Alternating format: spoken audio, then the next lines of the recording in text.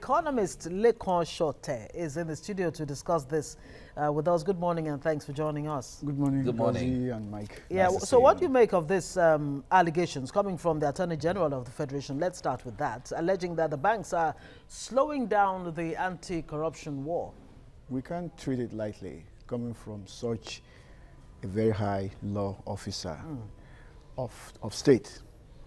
And then you can't also treat it lightly because if you remember last year, there were allegations that a former Minister of Petroleum Resources kept some $158 million without paper trail, without unofficially received in the vaults of some banks. Yes. That's very dangerous, very, very dangerous.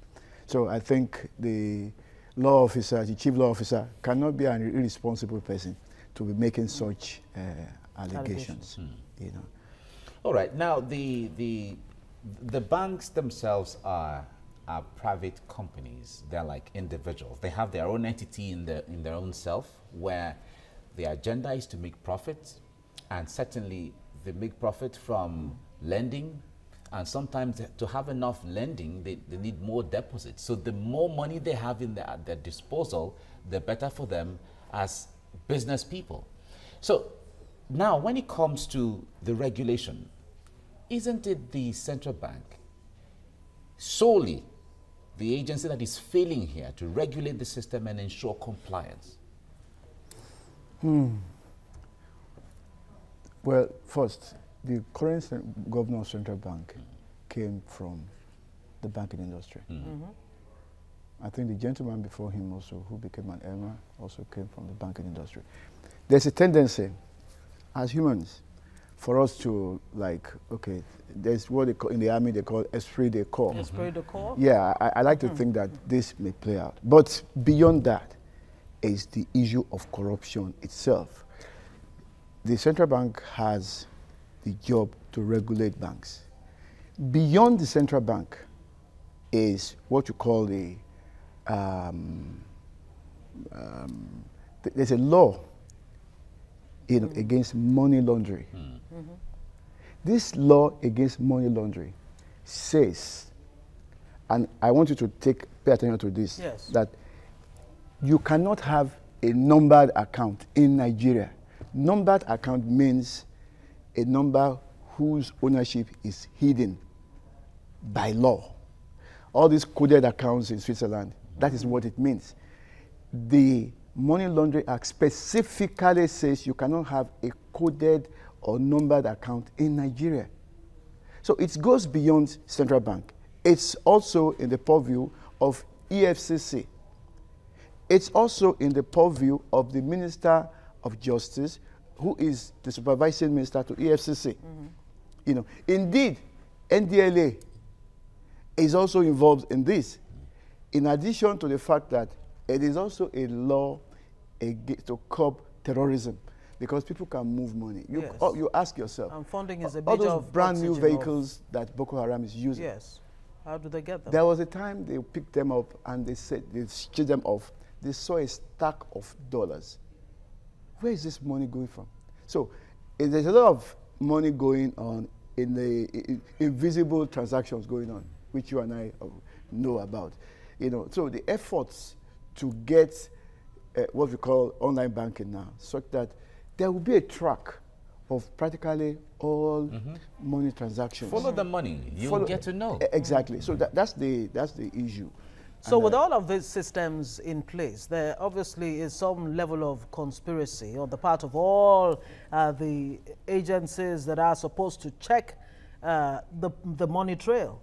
Or maybe connivance. Ngozi, yes. If you read Shakespeare, it says, security gives way to conspiracy. What this simply means is that it takes the human being to uphold the law. And it takes a human being to break it, you know, to circumvent so that it. people who are even expected as regulators, as operators, who are the ones to expect. Do you know something that even the anti-corruption, the money laundering law, actually holds directors of banks responsible for the actions of their banks. Yet, they breach it. It tells you that, and then Nigeria, if you think you can get away with something, people go ahead and take advantage of it. So all these declarations, huge profit declarations by banks every year at their AGMs, we really need to put a big, question mark on them. In addition to the fact that federal government deliberately makes them rich. Some analysts like yourself have said, look, the main staying power of the Nigerian banking system is actually corruption. Take corruption out of the equation. Many of these banks are likely to collapse. Oh yes, and they go beyond. They are now traders, actually. You want to import some things, they will say no problem.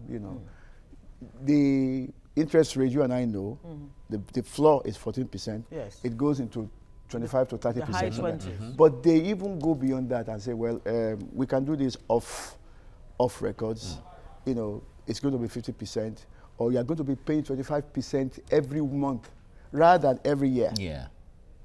So you begin to wonder, but because this economy is based on scarcity, I think I've said this before, so there is huge demand for practically anything. So whatever you bring in, especially consumable items, food, for example, once you bring it in, people are waiting to just buy it. Demand is high. Yeah. So if rather than have 25% every year, you are charging 25% every per month. How many percent is that, or how much? That's totally obscene. That is more than 100% of the total exactly. capital or whatever. Those things, and if you remember, during the consolidation of banks under the Soludo Central Bank, it says that, okay, you have to go and raise up your funds to meet so much before you can continue. The recapitalization. And then the government also came back and said, you know something, in your accounts, there's something called retained earnings. Retained earnings meaning your accumulated profit over some time. It does not necessarily mean cash. Okay. They now said, just add it up. That's, well, you call it accounting within accounting. So they just add it up. And there's really no cash backing for it. It is just records that, okay, we made accumulated profit, retained earning over so much period. This is what it is. Then you add it up, it becomes part of your equity. I don't know if we're more confused than when we started. Make us understand. The CBN that is meant to regulate, yes, under ideal circumstance now, let's leave the corners and all of that aside. That's right. Under ideal circumstance, how challenging would it be for the CBN to really monitor what the banks are doing? It shouldn't be. Okay. Listen, Central Bank has inspectors who go to these banks on a regular basis to check their books. And they know what they ought to be checking. And don't forget, there's also the Federal Financial Regulations Corporation of Nigeria. It also has a supervisory, even above the central bank itself. So there's somebody to even hold the central bank accountable. But like I said, security gives way to conspiracy. If we are all in the same industry, see what is happening in Zimbabwe. All of these guys who were in the trench together against, shall we call it apartheid? Together. So they've been, so they can't even tell their commander-in-chief, take a walk. They are now, you read about it looking for ways to you read about it in my column tomorrow. I'm calling it Zimbabwe's, well, okay, let's not go there. Okay, let me bring this quote by the Presidential Advisory Against Corruption chief, that's Ishe Sage. In September, he actually made the statement. He said, the monstrous epidemic of high-profile corruption couldn't have afflicted Nigeria without the collusion of banks. And of course, the vice president, when he was acting, I think around June or so, actually said that those bank officials who are found to be, involved in corruption, in keeping stolen public funds should face prosecution. Exactly. Putting this out there, how does it help this situation? How should we now begin to change this? How do we hold the banks accountable? Very easy. Sanctions. Listen, who should be sanctioning them? The Minister of Justice has now spoken, right? And like I said, he's the chief law officer of this country. And the banks say, well, we can't disclose the they told a judge that we can't disclose the identity of or details about our customers. Our customers. Yes. That's a lie. We inherited the British common law. In that British common laws, it says that confidentiality between banks and their customers is not absolute. Okay. Oh yes, it is not absolute. Therefore, Mr. Minister of Justice or Attorney General ought to be throwing the book at them, citing the proper authorities to back up this position.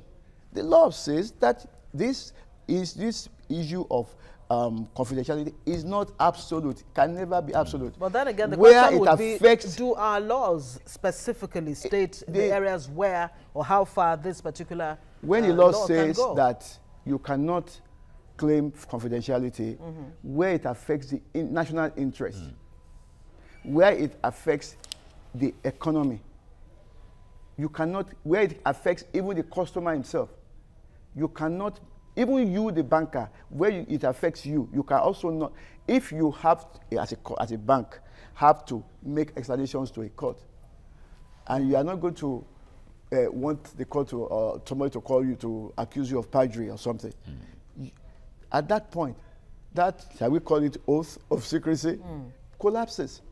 You cannot claim that anymore. You need to let the court know. Otherwise, you go to jail. If you are willing to go to jail. Yes. Now, we've heard from the Chief Justice. We've heard from all of these people. But the point is, why is it difficult to prosecute anyone when they already know? The Vice President has said, or when he was acting, he has said the banks are not doing the right thing, and then they know. They have all of this information. The central bank knows. Mr. Mike, I have the same question. Okay. Why aren't we sanctioning people? And that is the bane of this country. That's the problem. You know, they call it discretion. And they use discretion to the detriment of the national interest. And I think that's dangerous. Our collective interest is being jeopardized by this attitude. It goes beyond the legal now into moral. What is the moral of the law officers? What is the moral of the regulators at FRCN, at CBN, at NDLA, at EFCC? What is their moral? What is their moral level? This issue calls that into question. And I think the bankers know that this is all sound and fury signifying nothing. I think that's correct. You know, so it's all sound and fury.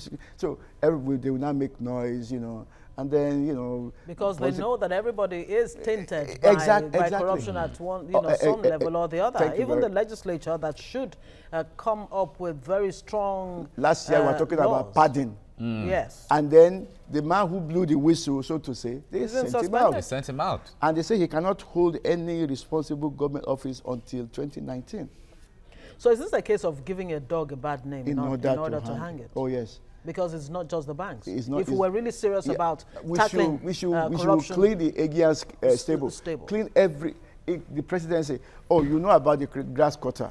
You know, in the presidency, right inside the presidency. I mean, it shows you that people don't even have, is it conscience, or they just don't care anymore. People just breach the rules without, and they don't care. They just do things, and nobody really. And in any case, when your people will tell you that, you are in government, you didn't bring anything home, if you didn't steal money. So we're all involved. We are all involved, according to John Donne. All right, but the president, when he came in 2015, the fear of Buhari was the beginning of compliance, one way or the other. The body language. His body language was really strong. I thought you were going to say beginning of wisdom. No, his beginning of compliance, because we saw that even road traffic. People say, Buhari is back in town, no, we have to start, and all of those. Would you say Buhari has been demystified? But let me narrow it down to the issue of finances here now. When he came up with the issue of TSA, even though it was a proposal by the previous government, but he came to implement it, and the issue of BVN, a lot of people thought by now they should have been 100 or maybe almost 100% sanity in the financial sector. Mike, if a president begins to act as if he doesn't know what is going on around him, well, I don't know. they didn't tell me. You know, those kind of things. Your body language no longer matters. Do you understand? The antecedent of a war against indiscipline general of the 1983 December 31 through August sometime 1985, you know, made people think, wow, if this guy gets there, there's going to be, you know, just people will have issues. And then he gets there, and then unfortunately for him, he also has health issues to deal with. So we need to understand that. But even his pronouncements don't show me somebody who really wants to tackle this thing. If you ask me, it was just a ruse. It was just a formula to get, they were talking about change. Have you seen change? 3 issues: security, corruption, economy. Well, I can see some efforts on this Boko Haram area, you know. Outside of that, but a lot of people will argue that Boko Haram is not the only security challenge Nigeria exactly has. I know, I said only on that area. In that area. Kidnapping is still on, ritual killing is in, and the rest, you know. I just said they still steal things. Robbery all over the place. You know, that one's still happening, and people are still stabbing their spouses, regardless of, you know, what the president's position seems to be about these issues. But the point is this, that I am not convinced that the president is serious about anti-corruption. But some will tell you that grass cutter was within, even had the effrontery, the temerity to do what he did inside of the presidency. Well, there are those who would argue with you that the fact that these revelations are actually coming up under this administration in itself is a plus, because if it was under a different government, you may not even have heard anything about grass cutting or the many issues on Mena and the rest of them. Let's go on a break. We'll be back with this. Stay with us on TVC Breakfast. We'll be back now.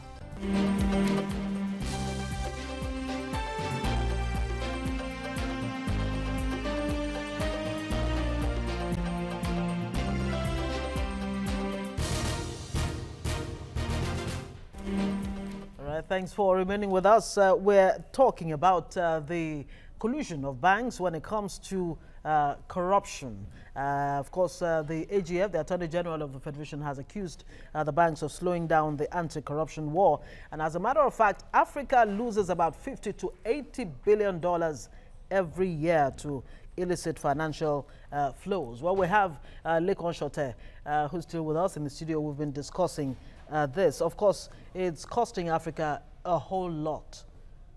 And all of these monies cannot go out without the banks being, being involved. Now, let's take it to the issue of a special court for anti-corruption, which we hear that Mr. President is now in support of. Yeah. Where will the judges who will handle this this special courts come from? Will they come from the same pool of judges, the same judiciary that we say is corrupt? We don't have any choice. And that is why I think the chairman of the Nigerian National Judicial Commission, or the Chief Justice, has set up a committee which will have been headed by Justice Ayo Salami to sort of monitor the activities of these special courts. Yes. You know, you recall that even the CJN has said that in the various divisions of the Federal High Court, they must designate certain courts to handle these issues speedily. Speedily, and then also ensure that whoever is going to handle, whichever judge is going to handle these cases, must be competent to handle this. It's even good, even that the TOR for that committee also says that lawyers on both sides who seek to just extend these things for unnecessarily should be sanctioned. You know, so there are some. It's not that we don't have laws or we don't have rules. As a matter of fact, we have a surfeit of rules for practically everything. You know, it is again the moral. Who is going to do it? Do they truly want to do it? So there are no guarantees. Yes. So which, you know, I was applauding before we timed out. Exactly. Okay. That's all of this, revelations under this administration. Exactly. Some say is a plus. It is, you know, but it also tells me something. Yes. Ishesage that you spoke about yes. earlier on said something that shocked me. Because some of us are complaining that you pick people up for corruption charges, and then you slap them in the reef, and then you ask them to go away, and nobody is sanctioned. I mean, we hear of, but no major catches, And then Ishesage says about a month or 2 months ago that, well, it's okay. The smear of you get a bad name is enough. That's not enough. Somebody ought to go to jail. So that people don't care about name. So if Professor Sage would say that, I'm hoping that he will say he never said that. All right, but how helpless is the situation right now when it comes to moving forward and ensuring the banking system work?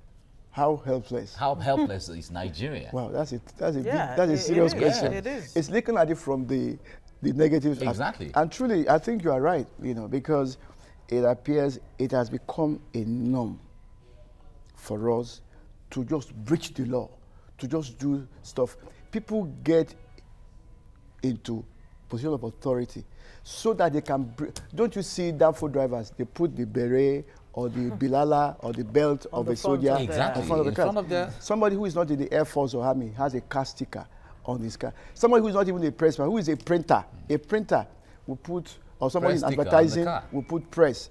It shows that we have gotten to a point where every man is for himself. I don't want to say we're in a state of anarchy, but I recall what Rousseau says, that everybody, if you like, has his own independent sovereignty, authority. But when we come together and submit ourselves to this general sovereignty, to take care of us, that is what you call the state. And if you want to know a state, what political science says is a state is the supreme, final, absolute coercive power within a political realm. Now, who, operates that supreme, absolute coercive power? Who is exercising? Is the head of state. Yeah. Exactly. So, if the head of state's body language does not even scare his own secretary to the federal government, then what do you expect? What are we talking about? All right. Well, we have to leave it here now. Lekan Shote, thank you so much for coming on the program. Thank you, Mike. Thank you. Thank you so much.